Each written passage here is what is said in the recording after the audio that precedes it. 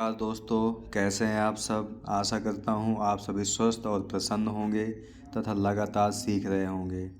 दोस्तों, इससे पहले वाले वीडियो में हमने बात की सागरीय लवणता की, यानी ओशनिक सैलिनिटी की बात की कि लवणता क्या होती है। जो सागरीय जल है उसमें उसका संगठन देखा हमने कि कौन कौन से खनिज तत्व किस मात्रा में पाए जाते हैं। लवणता को प्रभावित करने वाले कारकों को देखा हमने। इसके बाद हमने लवणता के वितरण को देखा, जिसमें हमने क्षैतिज वितरण और लंबवत वितरण को देखा। साथ ही साथ हमने लवणता के महत्व को देखा। इसके बाद इस वीडियो में आज हम बात करेंगे आपसे महासागरीय तापमान एवं घनत्व की, यानी ओशनिक टेम्परेचर एंड डेंसिटी की। तो चलिए शुरू करते हैं आज का लेक्चर। सबसे पहले हम देखते हैं कि सूर्य से लघु तरंग के रूप में महासागरों को प्राप्त होने वाली ऊर्जा को सूर्यातप कहते हैं। सूर्यातप का मतलब है कि जो पृथ्वी को प्राप्त होती है, जो ऊर्जा लघु तरंग के रूप में सूर्य से प्राप्त होती है या महासागरों को प्राप्त होती है, उसे हम सूर्यातप यानी इंसोलेशन कहते हैं। सूर्य के अलावा तापमान की कुछ मात्रा सागर की तली, नीचे पृथ्वी के आंतरिक भाग से तथा जल की दबाव प्रक्रिया से भी प्राप्त होती है, परंतु ये मात्रा नगण्य होती है, यानी कि कम मात्रा में होती है। तो अब आपको पता चल गया महासागरों को तापमान कहाँ कहाँ से मिलता है। तो पृथ्वी के आंतरिक भाग से मिलता है और जल की दबाव प्रक्रिया से मिलता है तथा सूर्य की लघु तरंगों के रूप में मिलता है। दबाव में आप हमेशा याद रखिए, जहाँ पर दाब होगा वहाँ पर ताप बढ़ेगा ही बढ़ेगा। ठीक है दोस्तों, यानी कि दबाव और तापमान में सीधा संबंध होता है। यानी दाब यदि अधिक है तो तापमान भी अधिक ही होगा, अगर तापमान कम है तो तापमान कम होगा। आगे देखते हैं। महासागरों की ऊपरी सतह पर प्राप्त होने वाली सूर्यतप की मात्रा सूर्य की किरणों के सापेक्ष तिरछेपन व दिन की अवधि, सूर्य से पृथ्वी की दूरी तथा वायुमंडल के स्वभाव आदि पर निर्भर करती है। ठीक है, ये हमने सूर्य तप को प्रभावित करने वाले कारकों के अंतर्गत देख चुके हैं इन्हें हम, कि सूर्य की किरणों के सापेक्ष तिरछेपन में किस प्रकार की ऊर्जा प्राप्त होती है पृथ्वी को। दिन की अवधि, यानी कि जब दिन अधिक समय तक रहता है या कम समय पर रहता है, क्या प्रभाव पड़ता है। सूर्य से पृथ्वी की दूरी, यानी कि पृथ्वी जब सूर्य के सबसे पास होती है तो ऊर्जा अधिक मिलती है और जब दूर होती है तो कम मिलती है। वायुमंडल का स्वभाव, यानी कि बादलों से संबंधित है। अगर बादल होंगे तो जाहिर सी बात है कि सूर्यतप की मात्रा कम प्राप्त होगी। ठीक है, इसके अलावा आगे देखते हैं। स्थल के विपरीत सागरीय जल गर्म और शीतल होने की क्रिया में कुछ अंतर पाया जाता है, क्योंकि सागरीय जल में क्षैतिज लहरें और धाराएं, लंबवत रूप में गतियां जो संवहन तरंग हैं, के अलावा वाष्पीकरण की क्रियाएं भी सक्रिय होती हैं। ठीक है, तो इतनी सारी चीज़ें जो है वो स्थलीय और जल के गर्म और शीतल होने के अंतर को स्पष्ट करती हैं। आपको पता है कि स्थल की अपेक्षा सागरीय जल देर से ठंडा होता है और देर से गर्म होता है। तो उसका कारण क्या है, यही है आपकी क्षैतिज सागरीय जल में क्षैतिज जैसे लहरें और धाराएं, लंबवत यानी कि संवहन तरंगे और वाष्पीकरण की क्रियाएं। ठीक है दोस्तों, आगे देखते हैं।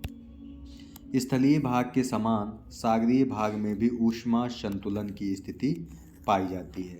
ठीक है, वायुमंडल में आपका ऊष्मा संतुलन का हम बता चुके हैं कि ऊष्मा संतुलन क्या होता है। तो उसी प्रकार आपका सागरीय जल में भी हीट बैलेंस होता है।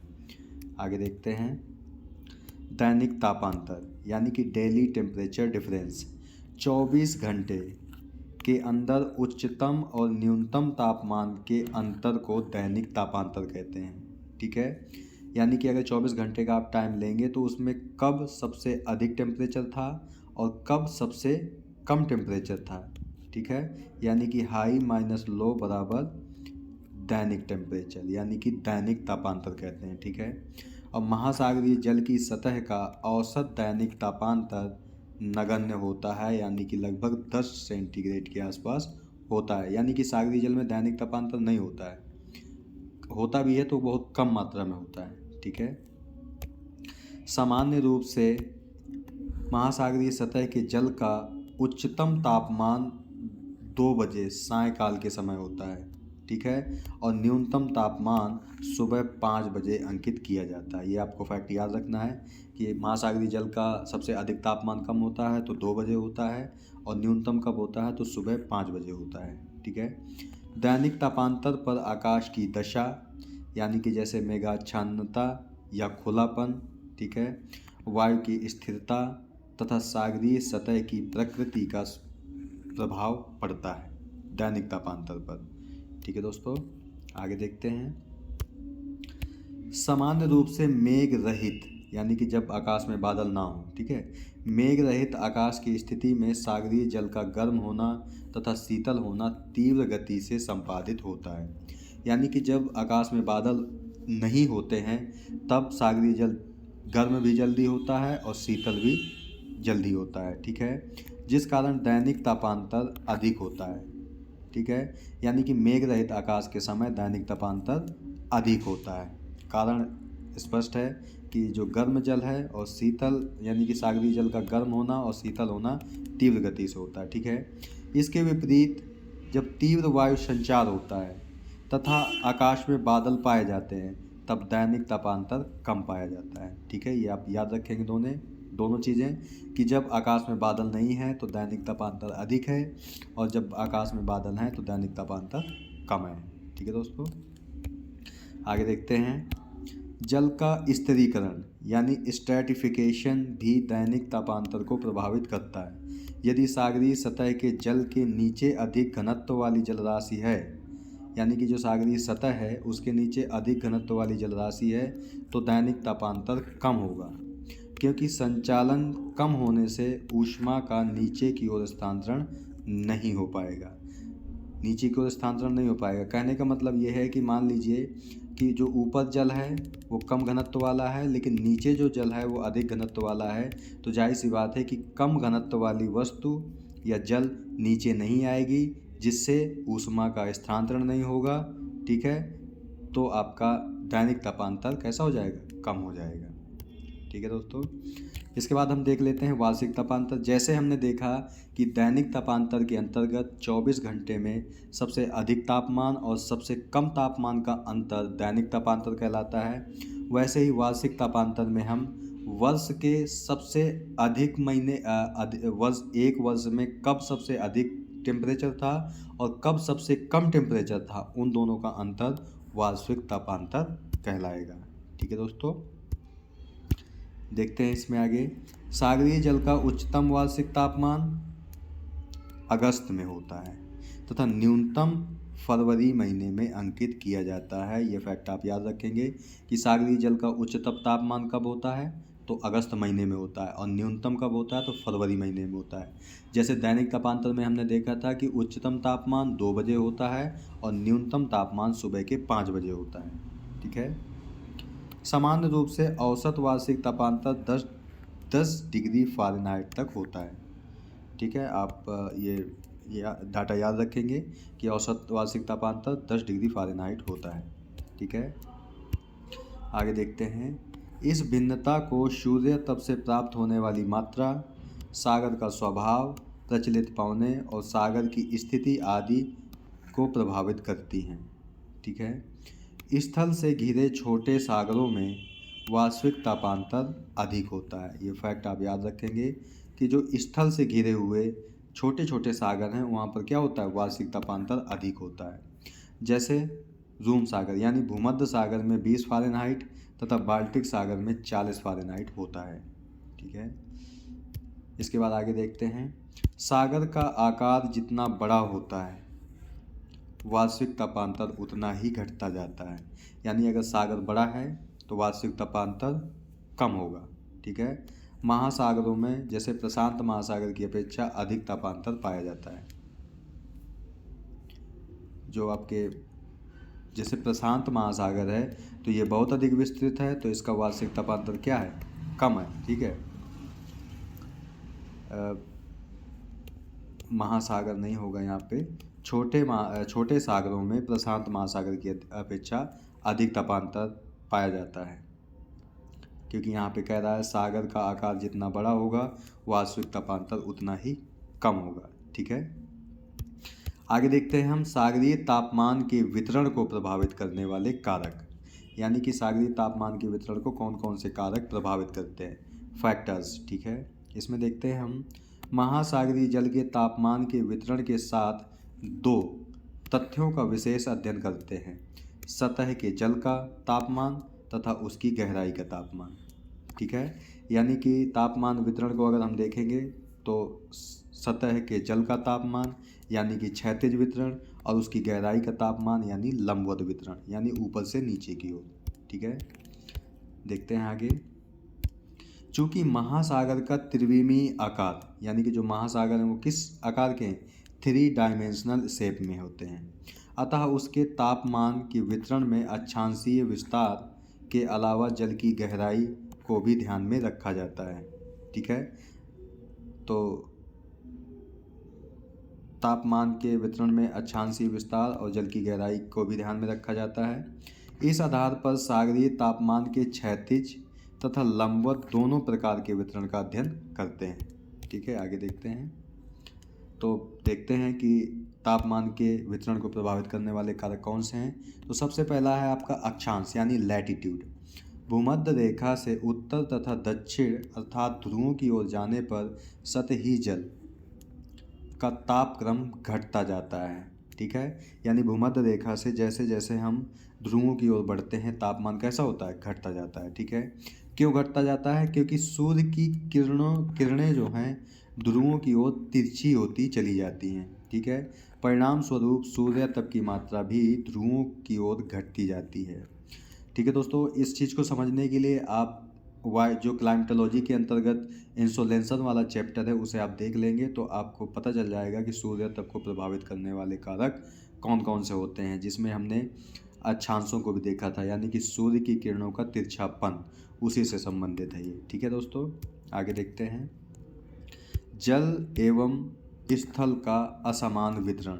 ठीक है, गर्म स्थल के संपर्क के कारण महासागर अधिक ऊष्मा प्राप्त कर लेते हैं, जिस कारण उत्तरी गोलार्ध में महासागरों का तापक्रम दक्षिणी गोलार्ध की अपेक्षा अधिक रहता है। ठीक है, यानी कि दक्षिणी गोलार्ध का तापक्रम क्या है, कम है उत्तरी गोलार्ध की अपेक्षा, यानी उत्तरी गोलार्ध का तापक्रम अधिक होता है। क्यों ऐसा होता है, क्योंकि जो उत्तरी गोलार्ध है आपका वह महाद्वीप अधिक पाए जाते हैं। ठीक है, और महाद्वीप अत्यधिक जल्दी ठंडे और गर्म होते हैं, और महासागर जो स्थल से जुड़े हुए हैं उनके संपर्क के कारण ही महासागर अधिक ऊष्मा प्राप्त कर लेते हैं। ठीक है दोस्तों, ठंडे स्थलीय भाग महासागर के तापक्रम को घटा देते हैं, यानी ऐसे भाग, मान लीजिए ये भाग है अगर कोई, ये मान लीजिए ये कोई स्थलीय भाग है और ये ठंडा है, तो जो महासागर इससे जुड़ा हुआ है ये भी लगभग ठंडा होगा। ठीक है, यही बात कही गई है। आगे देखते हैं। इसके विपरीत जल के अधिक के कारण दक्षिणी गोलार्ध में समताप रेखाएं अक्षांश के समानांतर पाई जाती हैं। ठीक है, ये आप देखेंगे कि जो अक्षांश रेखाएं आपकी पूर्व से पश्चिम खींची जाती हैं। ठीक है, तो जो दक्षिणी गोलार्ध में समताप रेखाएं हैं यानी कि आइसोथर्मल लाइन है वो कैसी हैं, इन्हीं अक्षांश रेखाओं के समानांतर खींची गई हैं। ठीक है दोस्तों, स्थलीय भागों से घिरे निम्न अक्षांशों में सागरों का तापक्रम अधिक पाया जाता है। ठीक है, यानी कि जो आपका भूमध्य रेखीय क्षेत्र है वहाँ पर तापक्रम अधिक है, क्योंकि निम्न अक्षांश मतलब भूमध्य रेखीय क्षेत्र, उच्च अक्षांश मतलब ध्रुवीय क्षेत्र। ठीक है, इसके बाद है प्रचलित पवनें यानी कि प्रेवेलिंग विंड। जब स्थल से सागर की ओर हवाएं चलती हैं तो अपने साथ तट से सागर के गर्म जल को सागर की ओर बहा ले जाती हैं। ठीक है, उसकी स्थान पूर्ति के लिए नीचे से ठंडा जल ऊपर आता है, जिस कारण वहाँ का तापक्रम कम हो जाता है। ठीक है दोस्तों, कहने का मतलब ये है कि मान लीजिए कि ये महाद्वीप है और ये आपका महासागर है। ठीक है दोस्तों, तो अगर स्थल से जल की ओर हवाएं जा रही हैं तो जो ये वाला एरिया है यहाँ का सागरीय जल भी इस ओर ट्रांसफ़र हो जाएगा, यानी स्थानांतरित हो जाएगा। तो यहाँ पे जो कमी पैदा होगी जल की, उसकी पूर्ति के लिए नीचे से सागर के निचले भाग से ठंडा जल ऊपर आएगा, और जब ठंडा जल ऊपर आएगा तो वो क्या करेगा, तापक्रम को घटा देगा। ठीक है दोस्तों, इसके विपरीत जहाँ पर हवाएं तट की ओर चलती हैं, यानी कहने का मतलब है सागर से तट की ओर चलती हैं। जैसे आपका ये महाद्वीप है, ये आपका सागर है, ठीक है दोस्तों। तो अब हवाएं किस ओर चल रही हैं? महासागर से तट की ओर चल रही हैं, ऐसे चल रही हैं, ठीक है। तो वहाँ पर तट के पास गर्म जल राशि एकत्रित हो जाती है, यानी कि इस भाग में अब गर्म जल राशि एकत्रित हो गई, ठीक है, जिस कारण वहाँ का तापक्रम बढ़ जाता है। क्यों? क्योंकि ये जल कैसा है? गर्म जल है, ठीक है दोस्तों। उदाहरण के लिए व्यापारिक हवाओं की पेटी में महासागरों के पूर्वी भाग में, ठीक है, महासागरों के पूर्वी भाग में कम तापक्रम तथा पश्चिमी भागों में अधिक तापक्रम पाया जाता है। ये आप याद रखेंगे कि जैसे आपका ये कोई महासागर है, तो महासागरों का जो पूर्वी भाग है, ये वाला पार्ट है, यहाँ पर तापक्रम कैसा है? तापक्रम कम पाया जाएगा इधर, ठीक है। और जो महासागर के पश्चिमी भाग हैं, ये वाले पार्ट है, यहाँ पर तापक्रम अधिक पाया जाएगा, ठीक है दोस्तों। इसके बाद है महासागरीय धाराएं, यानी ओशियनिक करेंट्स। गर्म धाराएं जहाँ पर पहुँचती हैं वहाँ का तापक्रम बढ़ा देती हैं, ठीक है। जैसे गल्फ स्ट्रीम उत्तरी अमेरिका के पूर्वी तट के पास तथा उत्तर पश्चिमी यूरोप के पास सागरीय तापमान को बढ़ा देती है। ये धाराओं वाला चैप्टर हम अभी आगे पढ़ेंगे। अभी आप इतना याद रखें कि जो गल्फ स्ट्रीम धारा है वो गर्म धारा है, जो अमेरिका के पूर्वी तट के पास तथा यूरोप का उत्तर पश्चिमी जो भाग है वहाँ का सागरीय तापक्रम बढ़ा देती हैं, ठीक है। इसी तरह क्यूरोशियो धारा एशिया के पूर्वी भाग से गर्म जल को अलास्का तक ले जाती है तथा तापक्रम को ऊंचा कर देती है, ठीक है दोस्तों। आगे देखते हैं। इसके विपरीत, अभी तो हमने गर्म जल धाराओं को देखा कि गर्म जल धाराएं जहाँ जाती हैं वहाँ का टेम्परेचर क्या होता है? बढ़ा देती है। मान लीजिए कि ये आपका महासागर है, ठीक है, और यहाँ से आपकी गर्म जल धारा बह रही है, तो गर्म जल धारा जहाँ जहाँ जाएगी वहाँ का टेम्परेचर बढ़ा देगी। मान लीजिए ये कोई महाद्वीप है, ये भी कोई महाद्वीप है, तो ये महाद्वीप का क्या है? पूर्वी भाग है, ठीक है, और ये महाद्वीप का क्या है? पश्चिमी भाग है। तो इधर का भी तापमान बढ़ाएंगी, यानी महाद्वीपों के पूर्वी भाग का भी तापमान बढ़ाएंगी और महाद्वीपों के पश्चिमी भाग का भी तापक्रम बढ़ा देंगी ये, ठीक है दोस्तों। आगे देखते हैं। इसके विपरीत ठंडी धाराएं तापक्रम को नीचा कर देती हैं, ठीक है।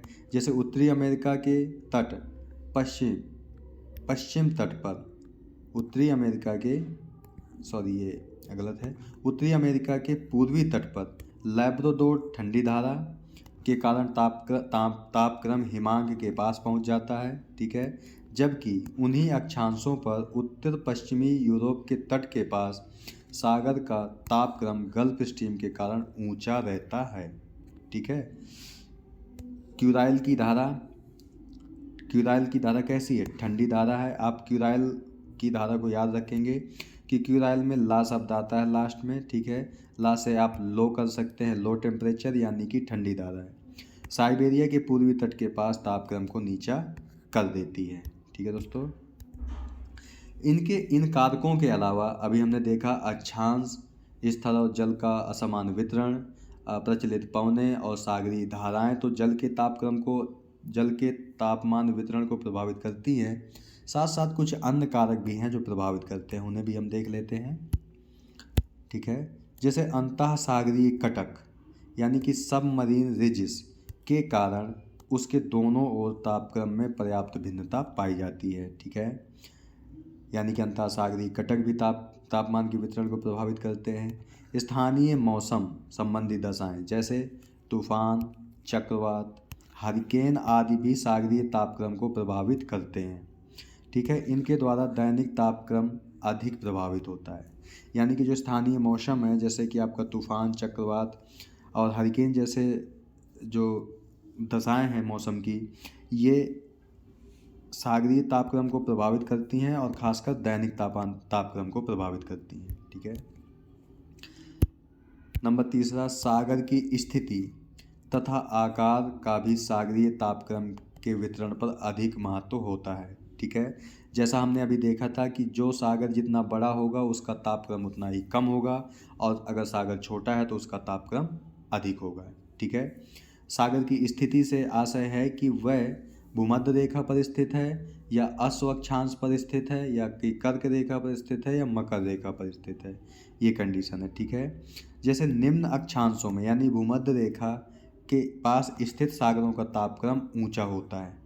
ठीक है, या कह सकते हैं कि निम्न अक्षांश यानी भूमध्य रेखा के आसपास स्थित सागरों का तापक्रम उच्च अक्षांशों में स्थित सागरों की अपेक्षा अधिक होता है। ठीक है, स्मरणीय है कि भूमध्य रेखीय भागों में अत्यधिक वर्षा के कारण सागरीय जल का तापक्रम उच्चतम नहीं होता। ठीक है, आपको ये याद रखना है कि जो भूमध्य रेखीय क्षेत्र है, ये आपको याद रखना है कि जो भूमध्य रेखीय क्षेत्र हैं, यहाँ का जो तापक्रम है ऊंचा जरूर होता है लेकिन उच्चतम नहीं होता है, ये आपको याद रखना है। ठीक है, भूमध्य रेखीय क्षेत्र में ऊंचा जरूर होता है तापक्रम लेकिन उच्चतम नहीं होता है, या कह सकते हो कि अधिक होता है लेकिन उच्चतम नहीं होता है।